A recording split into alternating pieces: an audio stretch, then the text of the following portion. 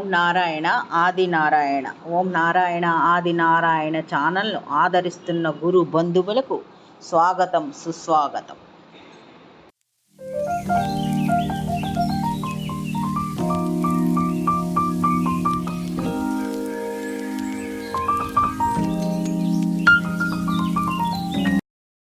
ఓం నారాయణ ఆది నారాయణ. ఓం శ్రీ భగవాన్ వెంకయ్య స్వామి నమ. ఆశ్రిత జనరక్షకుడు జన బాంధవుడు శ్రీ భగవాన్ వెంకయ్య స్వామి వారి పాద పద్మములకు నా ప్రణామం. సమస్త సగుణ రూప నిర్గుణ రూప గురుదేవుల పాద పద్మములకు నా నమస్సుమాంజలి. అవధూత శ్రీ భగవాన్ వెంకయ్య స్వామి వారి అనుగ్రహంతో సమస్త గురుదేవుల ఆశీస్సులతో శ్రీ మగరచల్ల దత్తాత్రేయ స్వామి వారి లీలా వైభవం. ఓం శ్రీ గణేశన్, ఓం శ్రీ సరస్వ, ఓం శ్రీ గురుభ్యే నమః. ఓం నారాయణ ఆది నారాయణ.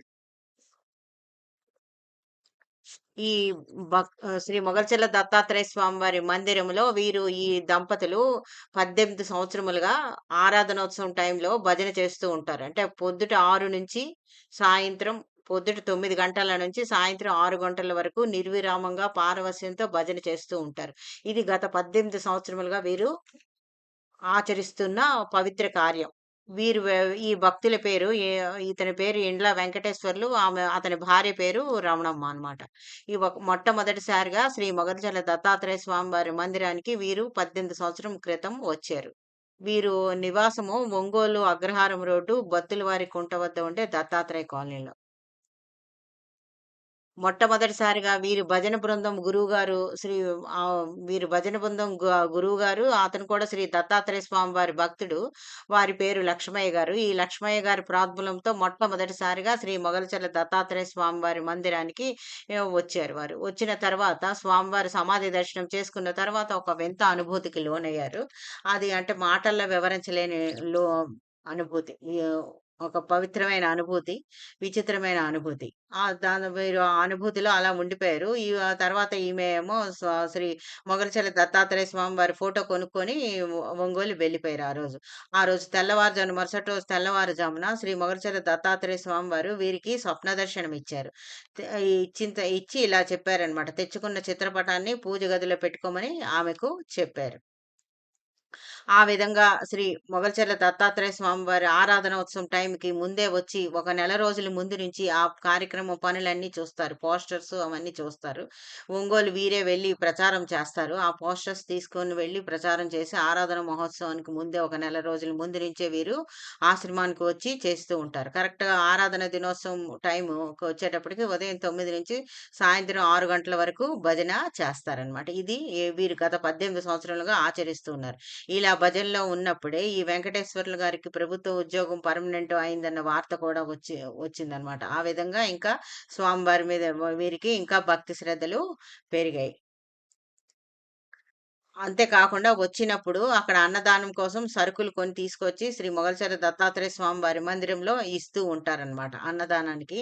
వీరు ఏదైనా జీవితంలో వచ్చే ఏ కష్ట సుఖాలు కూడా స్వామివారి అనుగ్రహంగానే భావిస్తారు.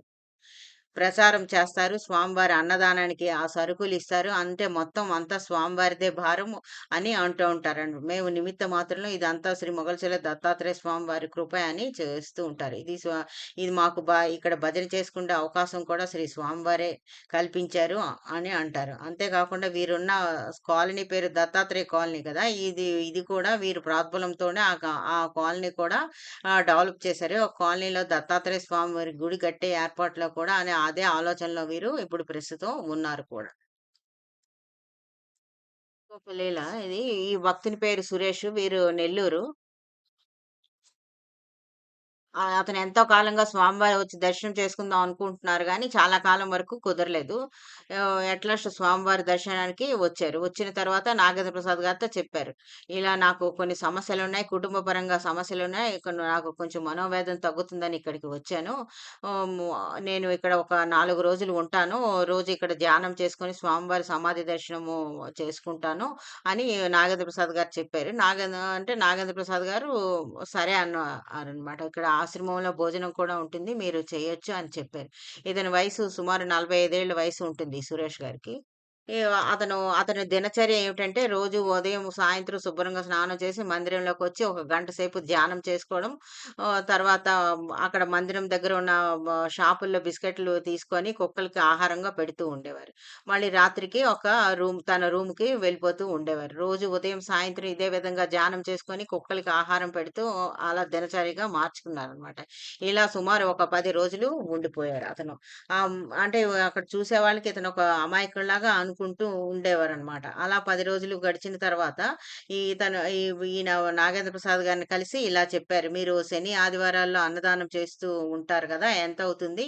నేను అన్నదానం చేసే దగ్గర" అంటే ఇంకొకటి ఇతను అన్నదానం జరుగుతున్నంత సేపు అక్కడే నిల్చొని అందరికి దగ్గర ఉండి వడ్డించి అవన్నీ చేస్తూ ఉండేవారనమాట.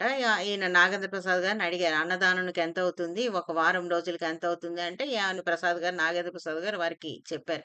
అన్నదానంకి ఇంత అవుతుంది అని.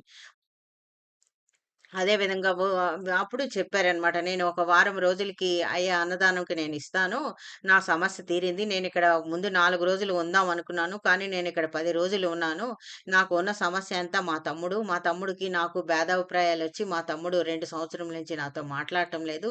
నేను ఇక్కడ ఉండడంతో ఈ 10 రోజుల్లో స్వామివారి అనుగ్రహాన్ని పొందాను. అనుగ్రహం పొంది మా తమ్ముడు నాకు రాత్రి ఫోను చేశాడు. నన్ను తన తప్పులన్నీ క్షమించమని చెప్పాడు. నన్ను చూడాలనుంది. వెంటనే రమ్మన్నాడు. నెక్స్ట్ టైమ్ వచ్చేటప్పుడు మా తమ్ముడితో కలిసి నేను దర్శనానికి వస్తాను. ఈ వారం రోజులకి అయ్యే ఖర్చు నేను భరిస్తాను అని కావాల్సిన అన్నం మొత్తం రైసు, సరుకులు అన్నీ ఇచ్చేసి వెళ్ళిపోయారు. ఓం నారాయణ ఆది నారాయణ.